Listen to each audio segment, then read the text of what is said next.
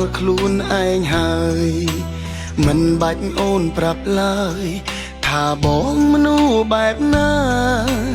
គឺបងជាមនុស្សស្មងតាំងពីស្គាល់ជីវ៉ាភាពជាមនុស្សខ្មត់ឬស្យាជំរុងអងហើយធ្លាប់តែចេញក្បត់គេពេលនឹងជួបវិញម្ដងចេះទាំងត្រនួលល្អជារឿងមិនដែលឡើយតែអូនគ្មានចិនស្មងបងស្គាល់ឈឺចាប់ហើយពេលចាប់ស្នេហ៍ត្រានត្រៃបងលែងក្លាហានដើម្បីបំភ្លេចអូនបានតលតែបងកាត់បេះដូងបងចោលធ្លាប់លុបហើយនៅតែសល់មិនអាចបំភ្លេចបាននឹកពេលខ្លះសុំជួបទាំងដឹងអូនខឹងថាបងរំខានតែហាមចិត្តមិនបានព្រោះនឹកអូនខ្លាំងណាស់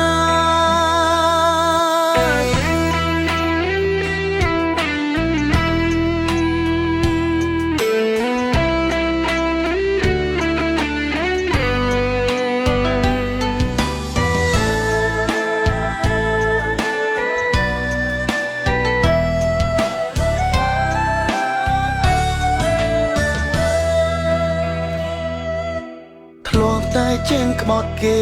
ពេលនឹងជួបវិញម្ដងចេះទាំងត្រនួលល្អជារឿងមិនដែលឡើយតែអូនគ្មានចិនស្មងបងស្គាល់ឈឺចាប់ហើយពេលចាប់ស្នេហ៍ត្រានត្រៃបងលែងក្លាហានដើម្បីបំភ្លេចអូនបានតលតែបងកាត់បេះដូងបងចោល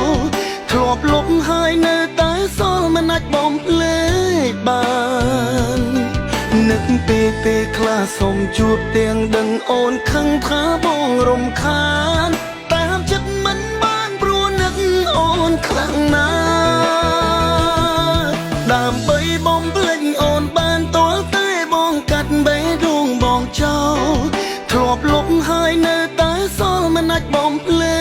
ចបាន